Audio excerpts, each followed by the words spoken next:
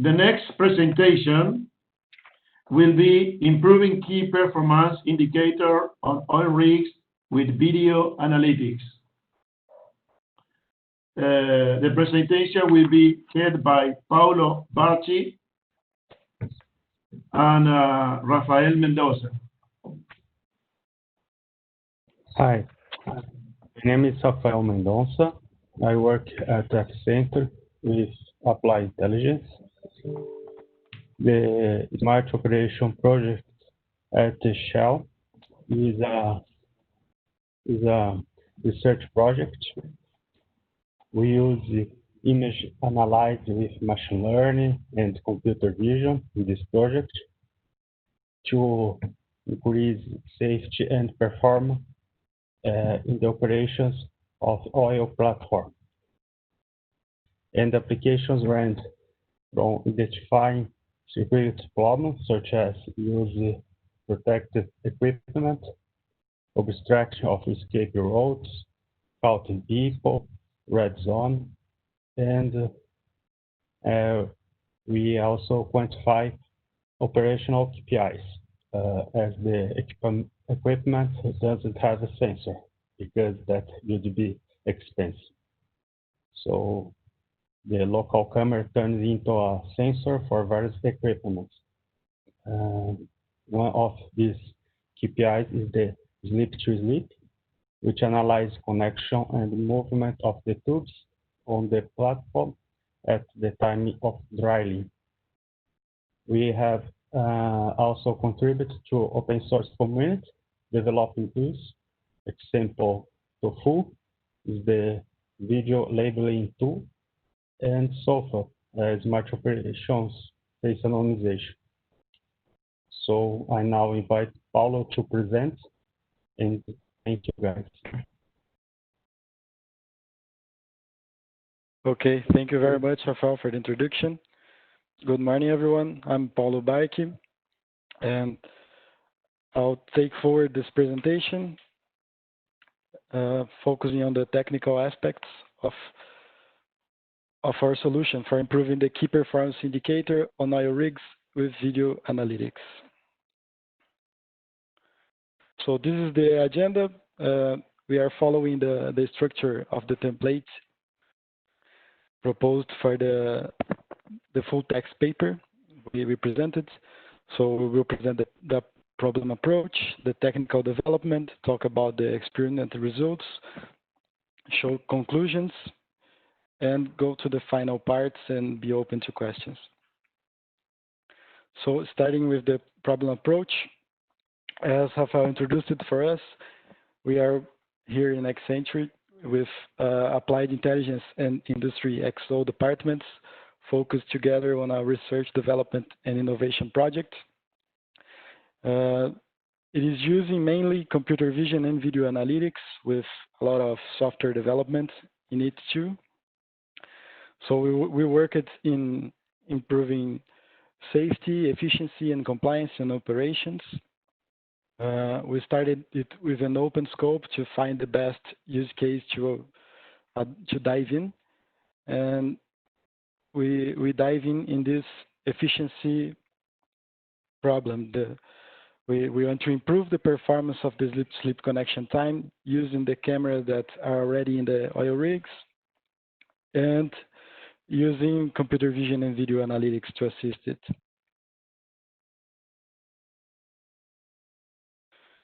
So the methodology is mapping it to computer vision is an activity recognition problem. So we want to recognize activities in the oil rig. So we started with several tasks. We wanted to recognize several different steps and smaller activities in the oil rig, but the bigger the number of activities, the more complex the problem. So it would increase the processing time and would decrease the accuracy and would not bring that much value to use that much number of classes. So at this point, we are using only two classes and detecting if the pipe is moving or not, because this information we don't have with the sensors that are already in the oil rig. With this information, we can improve the KPI in the sense of detecting if a machine is not working properly, why did some of these activities activities took more of the time that was expected, for example. So our solution is a custom solution. We studied some state-of-the-art solutions and architectures from the literature, including convolutional neural networks with LSTM networks, but that was too much of a complex solution for our problem. So we designed a simpler solution to attack these two classes problem with preprocessing, optical flow, and other techniques from digital image processing, and developed a custom convolutional neural network to classify those activities. So, as I said before, we need to define the activity you want to recognize. In our case, is the pipe moving or not? It's two classes. And this involved a lot of testing and empirical tests. And this is an image just to show that computer vision used aspects and foundations from machine learning and signal processing, digital image processing. So going further with the technical development, we need to have a workflow for training the system and another one for the inference part when it goes live in the oil rig. So this is the workflow for training the activity recognition system. We started with a software called Tofu for labeling the activities, because we need some labeled examples for us to start working with. So at this point, we have smaller clips, video clips as labeled videos for our activities. Then we perform some data augmentation techniques to increase our data sample, because we have data only from one oil rig. So we want to increase this data sample in order to be a better model for classification and to improve our generalization.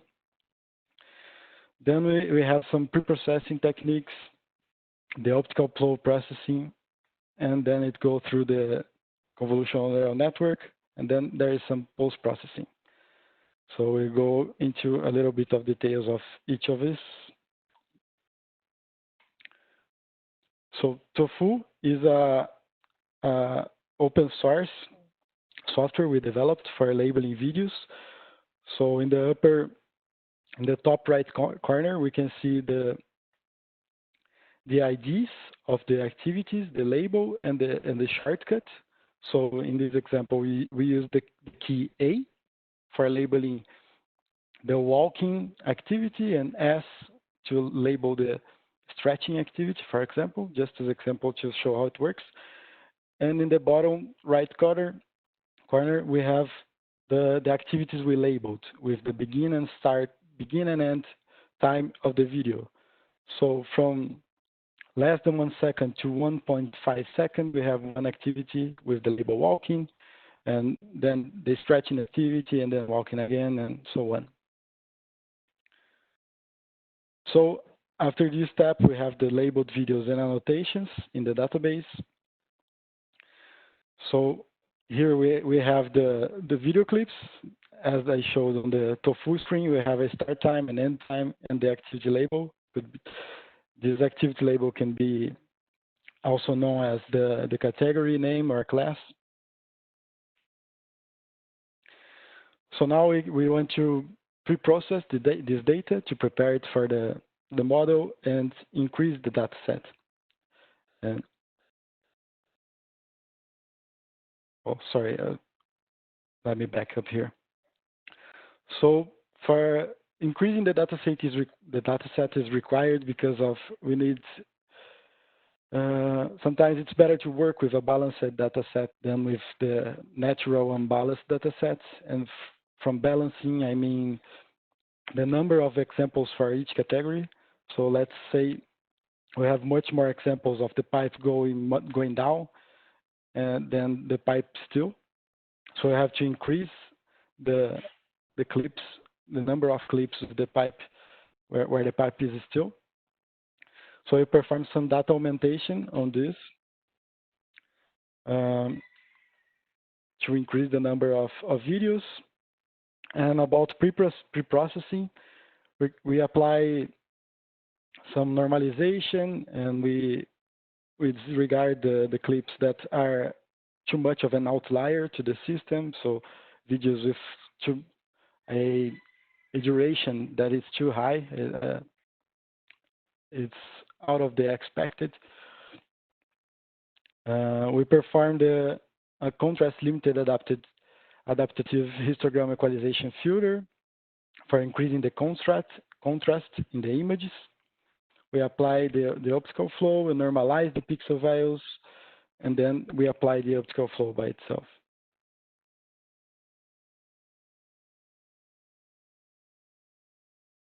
Okay, I expected this GIF to be moving. But optical flow is, so it's very interesting to catch the information of movements in the images when we are classifying activities. So optical flow is a computer vision technique to extract this pattern of apparent motion of objects, surfaces, and edges in a visual scene. So we have two types, the sparse optical flow and dense optical flow. Sparse is the one in the left, and dense the one on the right. We are using in our system the one in the right that has more information about the object. Since for us we want to detect the pipe movement, this is highly useful for us. Okay, so then with this information of the optical flow, this is the information that is going forward to the convolutional neural network. We're not working with the raw image as zipped, but we are working with already with the motion information as input to the machine learning architecture. So an artificial neural network is a set of non-parameterized functions unified and connected through neurons. So I will not enter in details here to not go too much deep in those details. But one of the most popular types of artificial neural network is the convolutional neural network because it applies convolutions on the image. Also, this image I expect it to be working. So it goes applying a filter on the image and doing convolution operations. These convolutions are also known as filter or kernels or kernel filters. These are operations of different sizes for extracting thin features and rough structure patterns from the image. So instead of applying simple filters, we are applying convolutions and learning their ways through the learning phase of through the learning process of the neural network. So it's the most used tool, the convolutional neural network nowadays for solving perception problems. So as post-processing, we use a low-pass filter to discard the high-frequency transitions of activity. This analysis is performed automatically on batches of 3 processed frames. For every 2 of those batches, if the overall agreement is towards a transition, we reanalyze the means of both batches and perform the transition accordingly. This I'll explain a little bit further in more details. So this is the inference workflow for activity recognition. So the whole system is in this block activity recognition. We have the system in execution. I get the images from the camera, apply the activity recognition, and then we can save or not the output video, and we have the database with the information we want about the state of the pipe.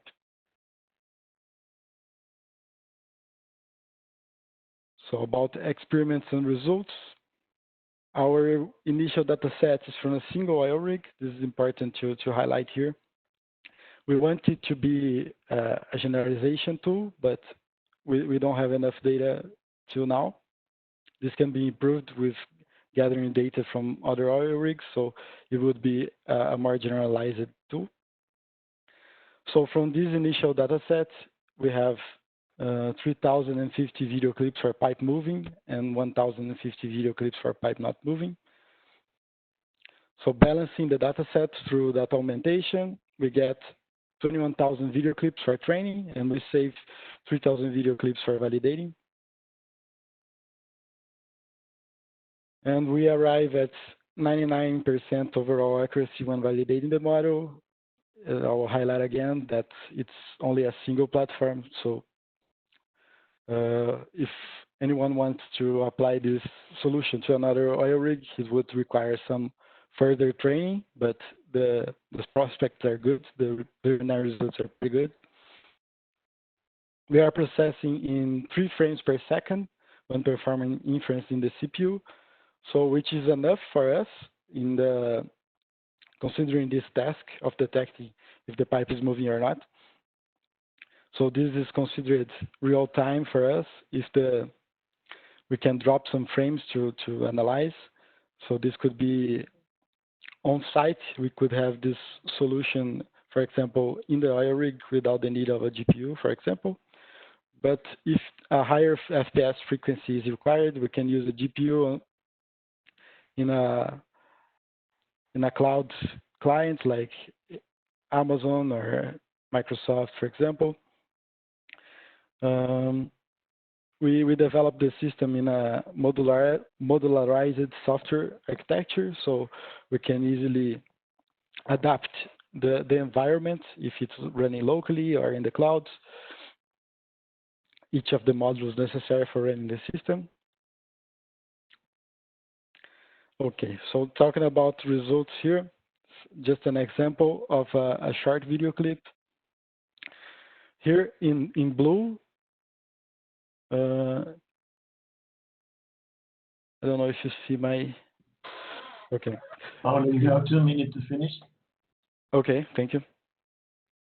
In blue, we have 80 seconds and 171 seconds here, and 266 seconds.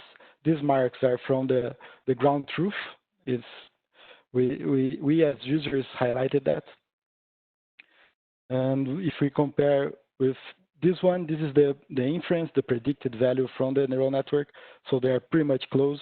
For one example, they are 1 second off, and they are on the top of each other.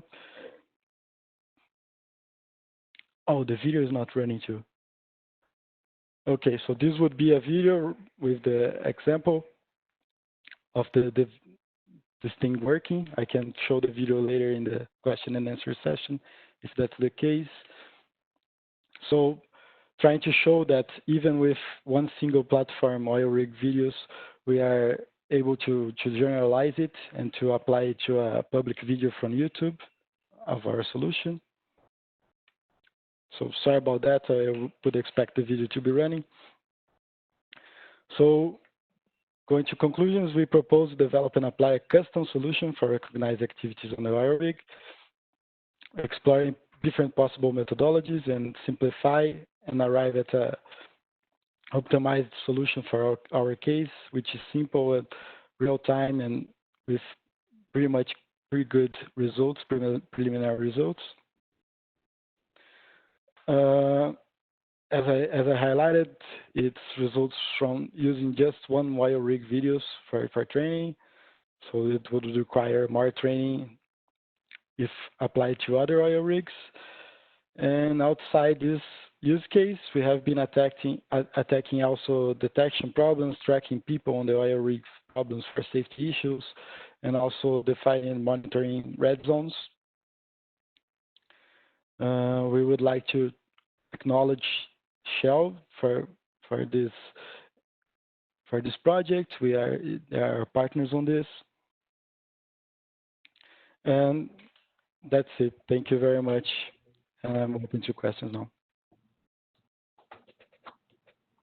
Thank you, Paulo. It was very good on time, very nice presentation, and very interesting the subject.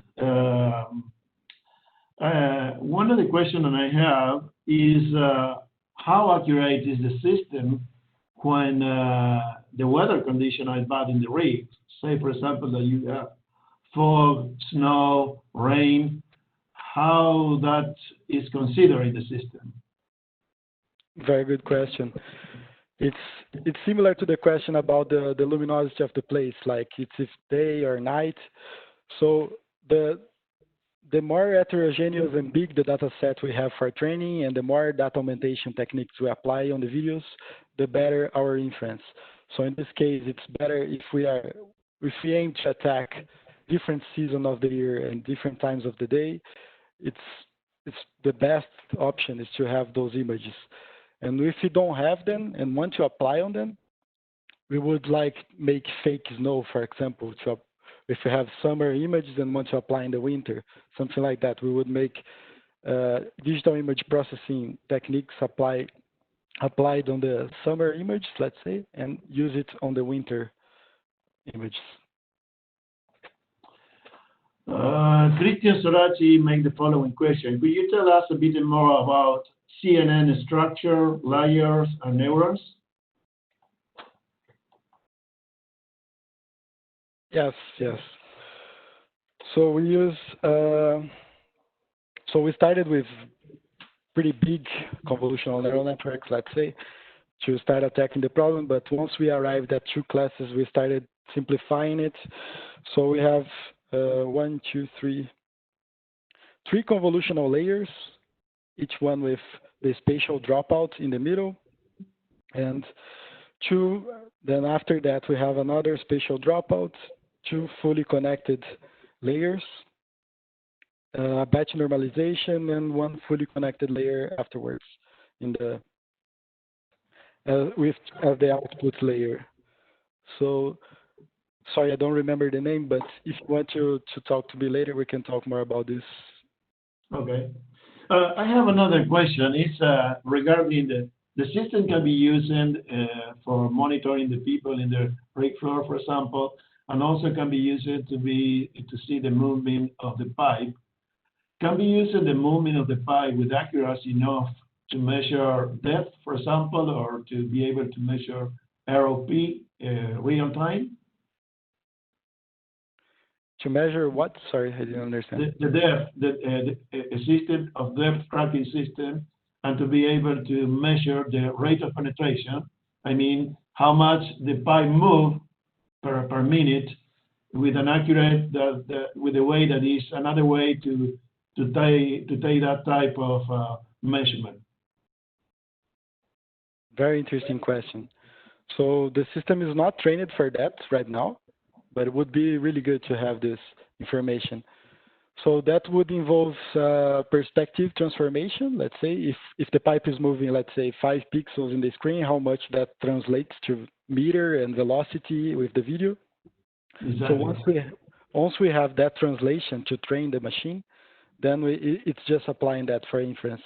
So in this oil rig, for example, we don't have the perspective consideration. We don't know how much the 1 meter translates in the vertical and the horizontal axis and things like that, and the depth perspective. But that could be done, but it's not doing yet. I have another question here. I guess that you already answered that question, but maybe you can explain a little bit in the last second that you have. The model is processed locally or in the well, or need to be processed on the cloud. From my understanding, you say that it's processed both ways, right? Yes, it can be processed both ways. Since we are developing it and testing it, we are using the cloud, but we already tested it locally, like in a laptop locally without using the GPU, and we can have like 3 frames per second processing time.